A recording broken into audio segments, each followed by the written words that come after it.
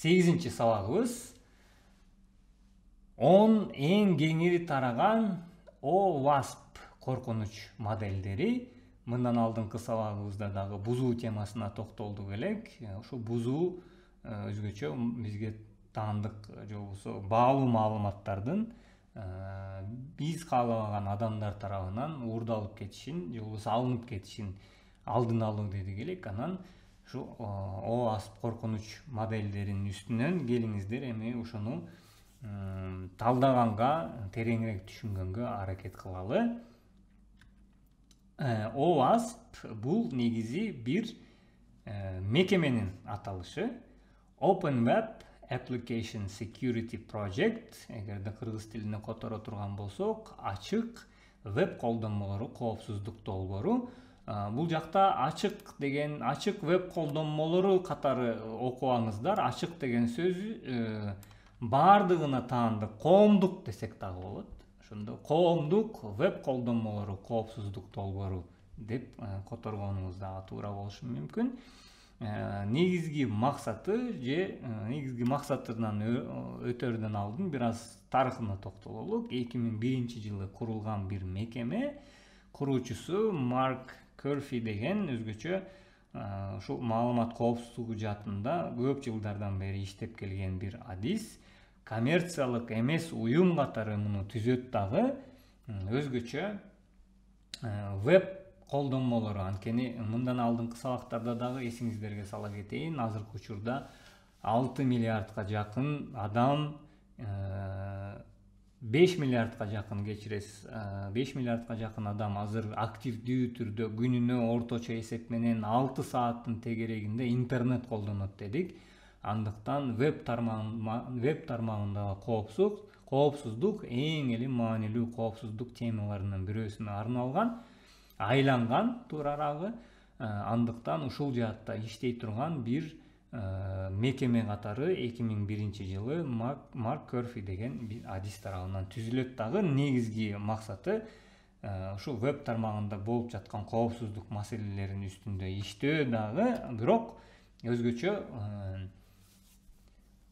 киберкоопсуздук, маалымат коопсуздугу жаатында иштеген адистер тарабынан OWASP Top 10 деген булардын жыл сайын чыгарган бир отчету, бир документи тарабынан таанылган бир мекеме десек болот. 2003-жылынан бери ар жылы талыкпастан веб тармагындагы өзгөчө киберкоопсуздук жаатында эң алдыңкы 10 коркунучтуу терең анализдеп, анализдер дагы абдан терең, буларга дагы кенен токтолгонго аракет кылабыз. Өзгөчө эң ири компаниялар менен ушул веб тармагында иштеген, ошол эле Google, ошол эле Amazon, ошол эле Microsoft, ошол эле eBay сымал дүйнө жүзүндө таанымал, дүйнө жүзүндө колдонулган веб колдонмолору же веб тармактарындагы акыркы мезгилдерде болуп жаткан окуяларды негизинен анализдеп, ошонун натыйжасында жылына эң көп дуушар болгон же болбосо эң көп коркунуч жараткан 10 коркунуч үстүндө бир анализ документи чыгарып турушат. Терең анализ десек да туурарак болот, анткени ошол ар бир 10 коркунучту технологиялар менен, акыркы мезгилдердеги өзгөрүүлөр менен терең талдаганга, ошо бизге муну жөнөкөй жарандарга дагы чечмелеп бергенге аракет кылышат. Ушул OWASP Top 10 тизмеси, коркунуч тизмеси десек болот. Жыл сайын бизге бир ушу коопсуздук жаатында, киберкоопсуздук, өзгөчө веб колдонмолору, веб тармагындагы киберкоопсуздук жаатында кандай жаңылыктар болуп турат, ушул тууралуу кеңири маалымат берет. Сиздер көрүп турган бул ошол отчеттун алгачкы 2 бетин бул жакка камтыганга аракет кылдым. Ошо Top 10 OWASP 2017 орусчасында да 10 самых критичных угроз безопасности веб-приложений дейт. Өзгөчө муну эми сабактан тышкары сиздер менен шилтемесин дагы бөлүшкөнгө аракет кылабыз. Тилекке каршы 2017-жылкы гана версиясы орус тилине которулуптур. 2021-жылдын дагы OWASP отчету даяр. аны азыр сиздер мындан кийинки слайдтан баштап кеңири талдаганга аракет кылабыз. Бирок бул жакта 2017 жылкы ОВАСП отчету орус тилинде интернет булактарында бар. Муну сиздер менен кийинчерээк шилтемесинде бөлүшөм. Сөзсүз түрдө муну убактыңыз болгон учурда кененирээк, эгерде кибер коопсуздук темаларына кызыксаңыздар, ушул жаатта бир адис болом десеңиздер, ОВАСП отчету менен жыл сайын таанышып турганга тийишсиңер десек дагы болот, анткени бул стандартка да айланган. Ошондо 2017 жылы ошондо эмне маселелер алдыга чыккан, ошондо мисалы A1 өзгөчө ар бир коркунучтуу код менен ошондо бул жакта белгилеп кетишет. A1 2017 ошондо внедрение дейт. Внедрение деген инъекция десек дагы болот, туурагы эмеден injection катары англис тилинде колдонулат. Ошондо бул өзгөчө мазмуну жагынан эле бир аз токтолуп, ошондо эмне жаңылыктар болду, бир алдыңкы жылдан мисалы эми 2000 жыл сайын чыгарып келген отчету акыркы мезгилдерде балким пандемиянын таасиринен болобу 2017ден кийин 2021 эле жылы чыгып жатат. Ошондо муну эми негизи башынан максат койгондо жыл сайын деген бир максат бар эле. Биз эмнени байкадык, акыркы мезгилдерде балким 5 жылда бир чыга турчу бир отчетко айланып калышы мүмкүн. Анткени ичинде маалыматты тереңирээк камтыш үчүн же болбосо өзгөрүүлөрдү көрүш үчүн албетте узунураак мөөнөткө муктаж болушубуз мүмкүн.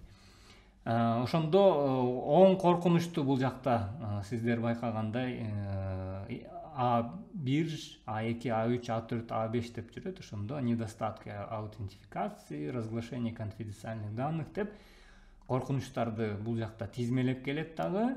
Андан кийин сөзсүз түрдө мисалы ушул коркунучтар менен күрөшүү жаатында иштеп чыгуучулар,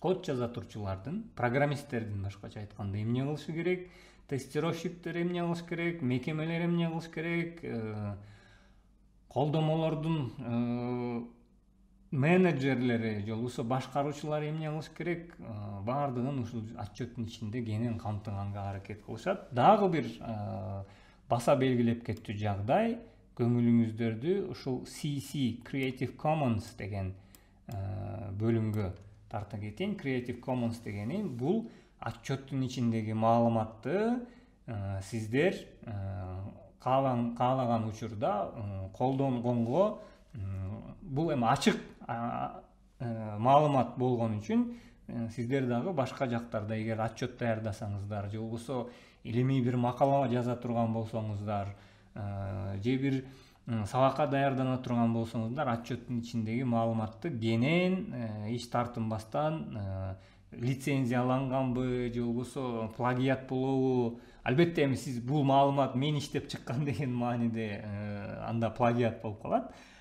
Бул эмени көрсөтүү, булагын көрсөтүү ыкмасы менен бул отчеттун ичиндеги колдонулган маалыматтарды кенен башкалар менен дагы бөлүшкөнгө жол бар десек дагы болот. Ушуну менен 2021 жылы чыккан ОВАСП топ 10ду келиңиздер эми тереңирээк талдаганга аракет кылалык. Кайсыл коркунучтар 2021 жылдын отчетунда алдыга чыгыптыр? Биринчи коркунуч кирүүнү көзөмөлдөөдөгү бузулуулар.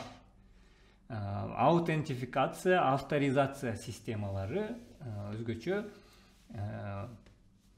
биздин системаларды, программалык камсыздоолордун эшиги.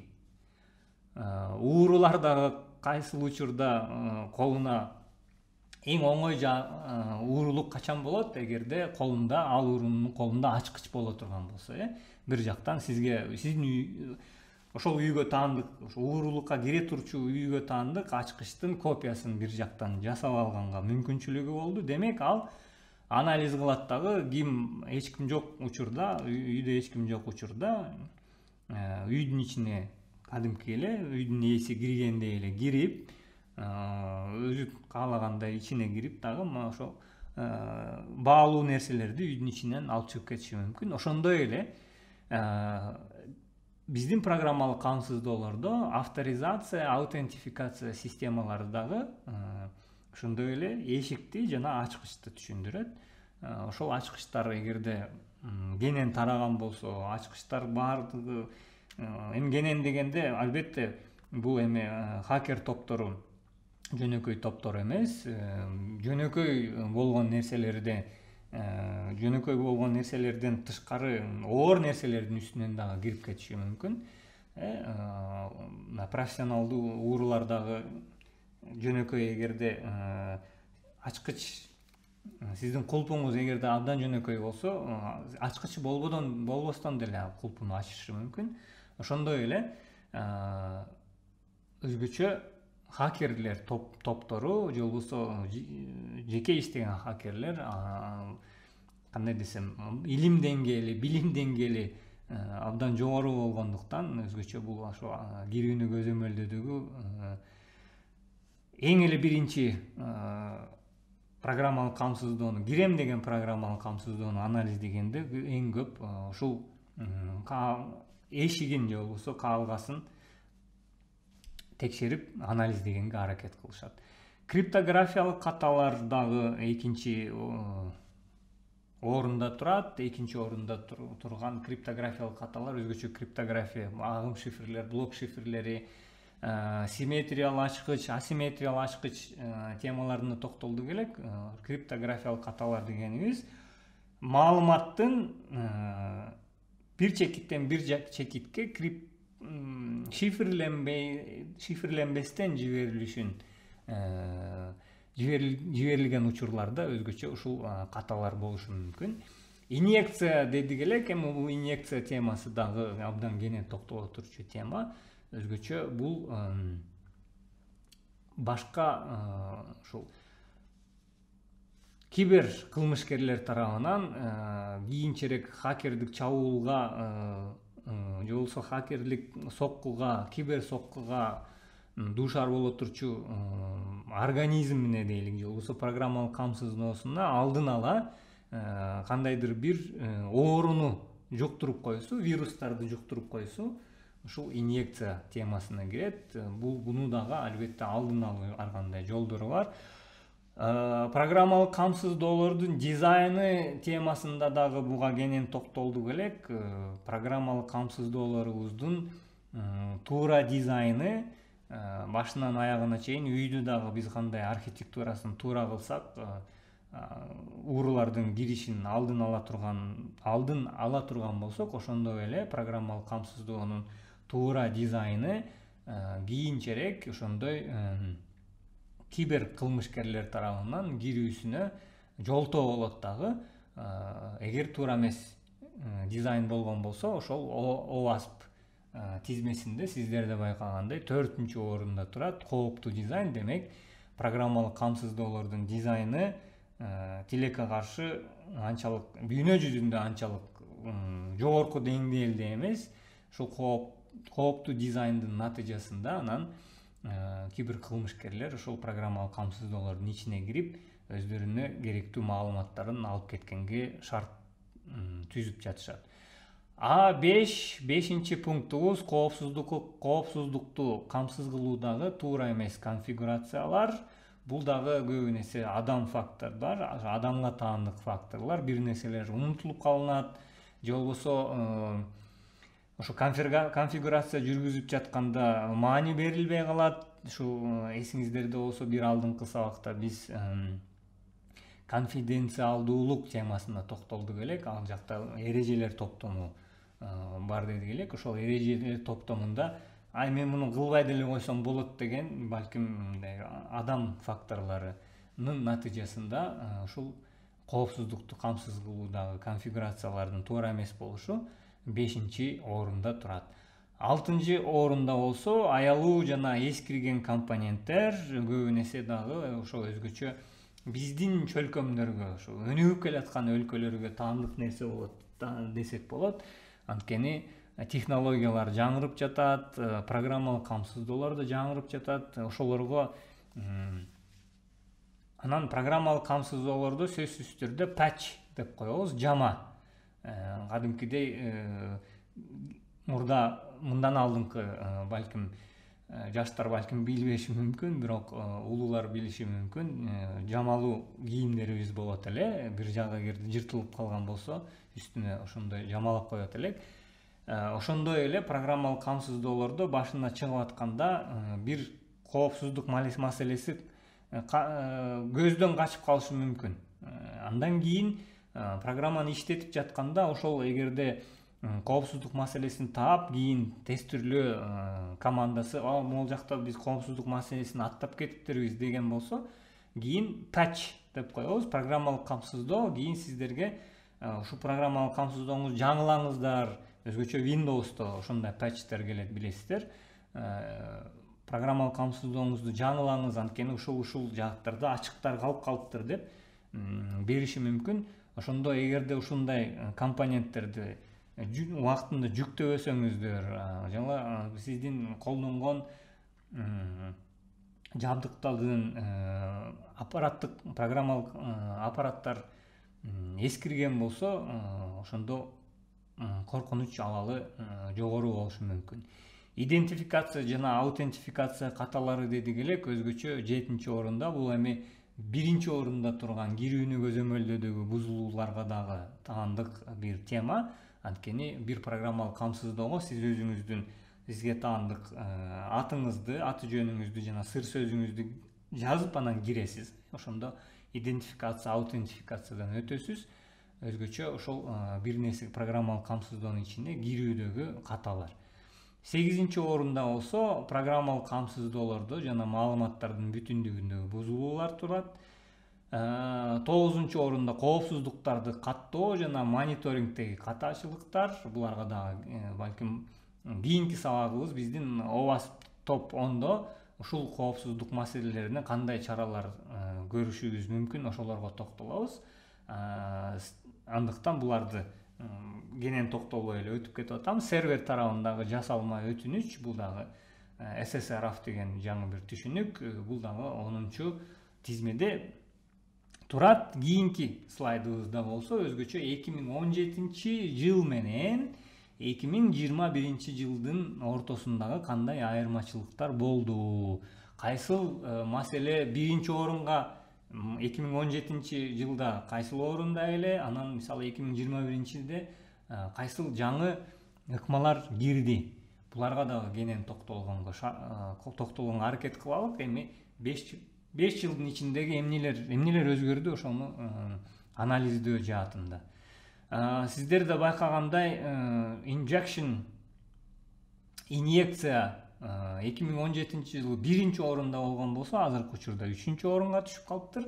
1-чи орунга чыккан, ошондо өзгөчө 2021 жылы 1-чи орунда болгон, 2017 жылы болсо 5-чи орунда болуптур. Ошондо кирүүнү көзөмөлдөөдөгү бузулуулар. Анан өзгөчө быйыл жаңы пункт катары 4-чү пункт кириптир. Өзгөчө insecure design десек дагы болот. Мунун бирден бир себеби акыркы мезгилдерде программалоо жаатында көптөгөн жаңы компаниялардын ачылышы, эми бир трендке, модага айланышы десек болот. Анткени программалоо жаатында маяналардын көп болушу, өзгөчө бул тарапта ушул студенттер тарабынан көбүрөөк бул профессияны тандалуусун камсыз кылууда. Андыктан ортого чыккан программисттердин саны дагы көбөйүүдө, ортого чыккан компаниялардын да саны көбөйүүдө. Бирок алардын арасында албетте көпчүлүк болгон жерде катачылыктагы саны көбөйөт. Кесипкөй, адистердин дагы аз болуусу негизинен өзгөчө ушул кооптуу дизайн темасын, шашылма иш ортого көбүрөөк чыгып атат. Адистердин деңгээли балким 2017 жыл менен 2021 жылдын ортосунда программисттердин саны көбөйгөн сайын балким адистердин саны азайып атат. Ошол сымал себептер дагы болушу мүмкүн. 2021 жылы 8 пункт катары өзгөчө программа камсыздоо жана маалыматтардын бүтүндүгүндөгү бузулуулар да кириптир. Анан 2021 жылы өзгөчө жаңы бир түшүнүк дагы пайда болду. Server side request forgery дейбиз. Ошо сервер тарабынан жасалма өтүнүч. Буга дагы кийинки сабакта кененирээк токтолгонго аракет кылабыз. Анда ушуну менен жыйынтыктайлы. Кийинки сабактарда көрүшкөнчө аман эсен болуңуздар.